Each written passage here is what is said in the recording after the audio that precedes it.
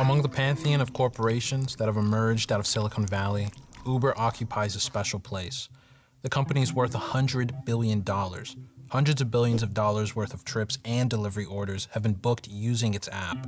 It gets tens of billions of dollars in revenue each year. Uber is everywhere, and the narrative of Uber is also everywhere. It says that Uber is innovative, that it can disrupt the taxi industry and make money doing it, and that it can offer flexibility and opportunity to its army of drivers. Everybody wins. There's one problem. None of that is true. Let's start with one basic fact. For a company so prominent, there's something very strange. Uber has never, not once, turned a single profit. You might be confused. How can it be that such a large company with such a popular service has simply never made money? When you find out the answer, you discover something important. You discover that Uber is fundamentally a scam, a company that exists to scam its investors, its users, and most importantly, to scam its workers. Despite everything you might hear, Uber is not a technology company.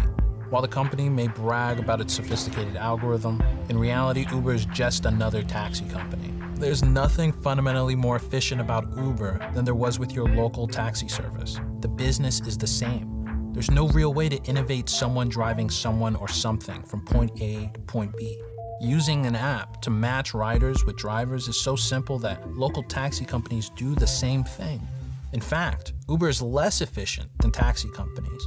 Most normal taxi companies don't spend huge amounts on marketing, or lobbying, or corporate headquarters. They don't pay their CEO $45 million a year. Uber has higher costs than traditional taxi operators in every category except fuel. So why is Uber everywhere while taxi companies go out of business? It all goes back to Uber's master plan. First, with massive amounts of money from venture capitalists, Uber subsidized significantly cheaper rides than what taxi companies could offer to attract customers away from them. Then, after years of undercutting competitors and driving them to bankruptcy, resulting in a wave of suicides by cab drivers, Uber established near monopolies in local markets. Now, Uber is often the default way to get around if you don't have a car.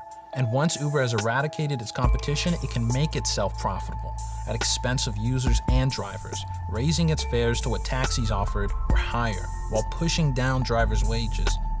The plan is not efficiency, it's monopoly. And that's not just me theorizing. A 73-page article in the Transportation Law Journal took a deep look at Uber's business and concluded one thing. Uber has no ability, now or in the foreseeable future, to earn sustainable profits in a competitive marketplace. Uber's investors cannot earn returns on the money they invest without achieving levels of market dominance that would allow them to exploit anti-competitive market power. So that is Uber's grand plan. It is not increasing the productivity or efficiency of the industry that it's in. It's subsidizing its rides with venture capital cash until it can build a monopoly and do whatever it wants. So users who buy Uber's narrative may be getting scammed, but no one is getting it worse than Uber's workers. So, Uber relies on classifying drivers as independent contractors.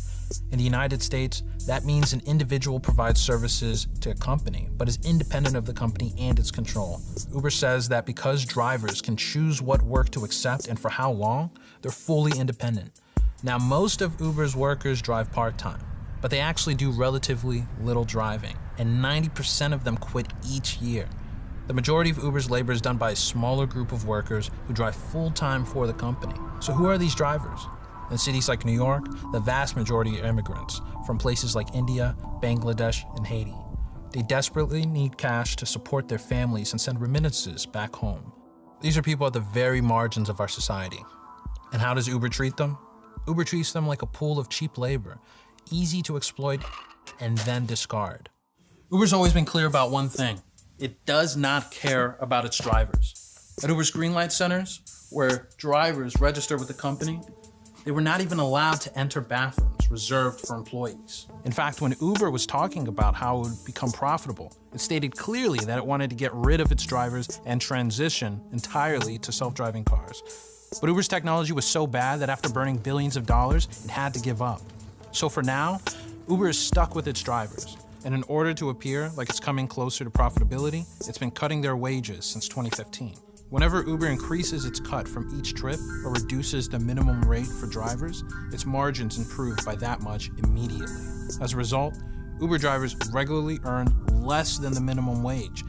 After taking hidden costs like fuel into account, the average Uber driver earns a little over $9 an hour, about 50% less than what taxi drivers made before Uber.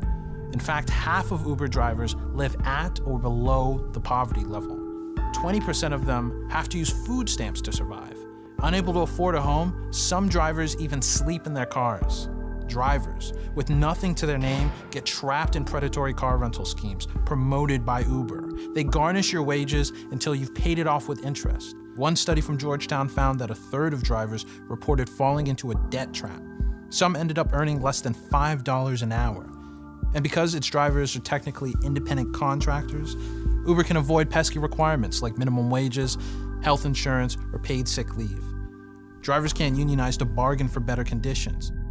Uber has all the power, and it makes sure it can stay that way. When California tried to classify drivers as employees, Uber spent hundreds of millions of dollars on a campaign to overturn it with a ballot proposition written by Uber's lawyers. And even though Uber talks about flexibility, that's not what drivers actually experience. Drivers may not have physical bosses to order them around, but they're ruled by something even worse, an algorithmic overseer that's more intrusive than any flesh and blood boss could ever be. Uber's only actual innovations are in surveilling and disciplining its workforce. They're always watching, monitoring driving behavior, calculating fraud profiles, using invisible secret functions to discipline drivers as well as customers. Fall below an arbitrary threshold for ratings? Fired. Reject too many trips because you don't want to lose any money? Fired. Did a customer make a false report? Fired. So that's the freedom that Uber offers. It frees drivers to make below minimum wage, to sleep in their cars, to beg for 5-star ratings, and work themselves to the bone. But at the end of the day, Uber, like other gig companies, is an innovator.